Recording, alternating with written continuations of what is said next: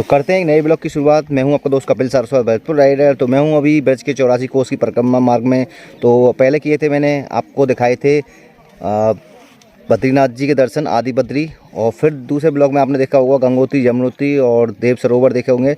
अभी दिखाए थे फिर मैंने आपको हरिद्वार, जो हर की पौड़ी और के दर्शन कराए थे। बटवृक्ष था, नीलकंठ महाराज का मंदिर था, महादेव का। तो अब यहाँ से निकल रहे हैं, अभी जा रहे हैं हम केदारनाथ मंदिर। तो आपको दिखाते हैं केदारनाथ मंदिर जो कि पहाड़ी पे है, वो भी दिखाएंगे आपको। मिलते हैं सीधे मोटो ब्लॉग में। तो यहाँ से बहुत सारे साधु संत यहाँ पर रहते हैं और अब यहाँ से निकलते हैं। बहुत सारे दूर दूर से गाड़ियाँ, UP 85, ये तो मथुरा की है, और ये T1 पता नहीं कहाँ की है। तो यहाँ पर साधुओं ने अपनी कुटिया बना रखी है, छोटी छोटी सी।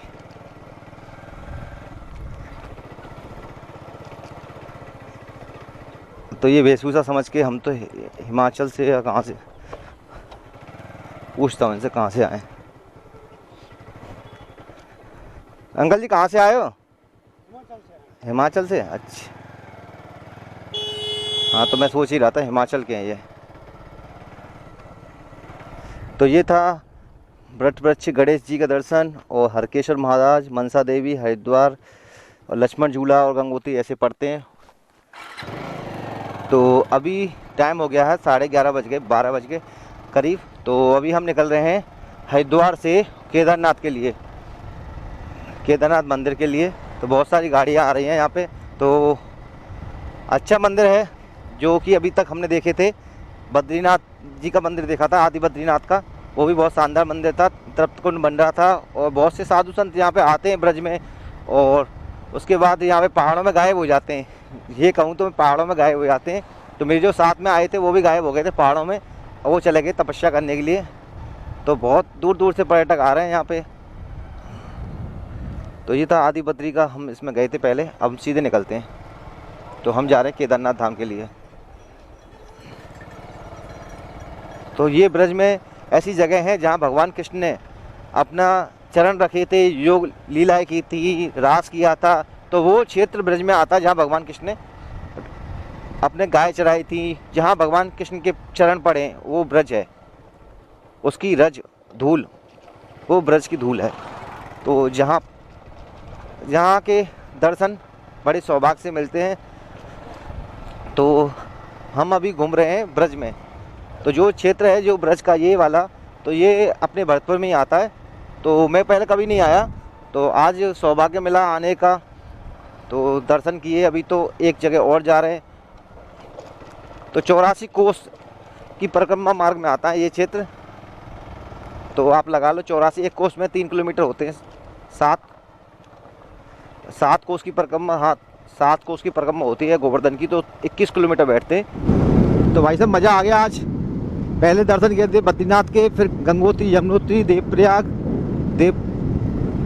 नहीं, वो देवकुंड, तप्तकुंड, देवकुंड, और हरिद्वार, हर की पौड़ी, नीलकंठ महाराज मंदिर। जो उत्तराखंड में सारे जो धाम है वो यहाँ भी हैं ब्रज में। फर्क ये पड़ता है कि ये 70-80 किलोमीटर में आपको सारे मिल जाएंगे। वहाँ पे 200-250 किलोमीटर बाद पड़ते हैं, दूर दूर पहाड़ों पे क्रॉस करना पड़ता है, जाम लग जाता है। यहाँ पे जाम नहीं है, एक दिन में आप दर्शन कर सकते हो चारों धाम के। अगर आप वृंदावन आ रहे हो तो वृंदावन से आप यहाँ पे आ सकते हो और चारों धाम के दर्शन एक दिन में कर सकते हो। एक दिन में क्या, 4-5 घंटे में आपको दर्शन हो जाएंगे पूरे। कौन सा काम के? पसोपा के गुजर होंगे। अरे सेल्फी कहाँ करेगा यार, मैं कोई सेलिब्रिटी तो है ना हूँ।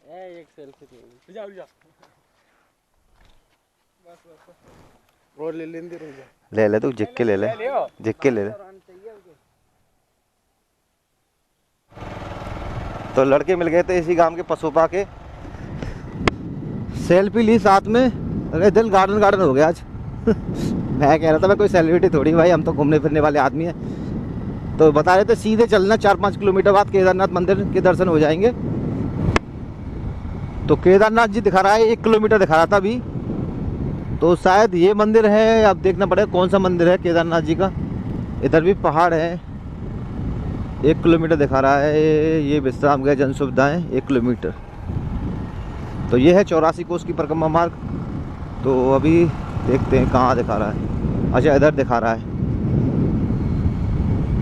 500 मीटर केदारनाथ मंदिर, चरण पहाड़ी 8 किलोमीटर, और चरण पहाड़ी देखेंगे बाद में 8 किलोमीटर। ऐसे करके ऐसे मुड़ना पड़ेगा, और कामा भी ऐसे ही मुड़ना पड़ेगा। तो पहले चलते हैं केदारनाथ मंदिर। तो शायद ऊपर इस पहाड़ पे है केदारनाथ मंदिर। तो 4 धाम की यात्रा में अब हमारा केदारनाथ मंदिर रह गया। हमने आदि बद्रीनाथ कर लिया, और आपके गंगोत्री यमुनोत्री हो गए। 3 धाम तो हमारे हो गए। अब 4था धाम रह गया केदारनाथ धाम। तो यहाँ से एंट्री हो जाती है केदारनाथ धाम जी में। इसमें ऊपर चढ़ाई भी करनी पड़ेगी, पर कोई ज़्यादा चढ़ाई तो है नहीं है। जो केदारनाथ धाम में है, जो उत्तराखंड वाले में, उसमें आपको 16.5-17 किलोमीटर चढ़ना पड़ता है, वो भी गौरीकुंड से। और गौरीकुंड तक साधन मिल जाए जब। तो मैं 2021 में गया था, बहुत तगड़ी बरसात हुई थी भाई साहब। 3 दिन तक बरसात हुई थी। 3 दिन तक मैंने बाइक और खुद कपड़े सब भीग गए थे। तो किधर से चलना है देखते। यहाँ बहुत सारी गाड़ियाँ लग रही हैं। ये कुंड बना है।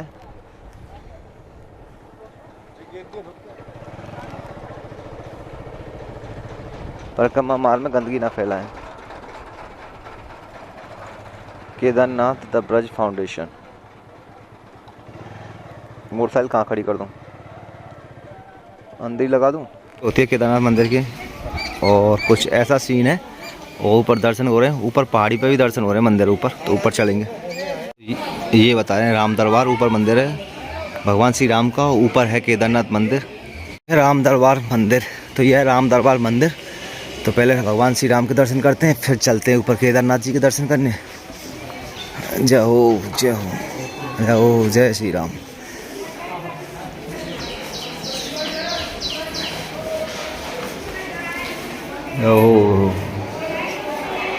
और यहाँ ब्रज में मेरे 4 धाम का दर्शन करेगा, उसकी वही मनोकामना पूरी। तो वहाँ जाने से होगी, यहाँ मिली दर्शन। Discontent, I finally face it.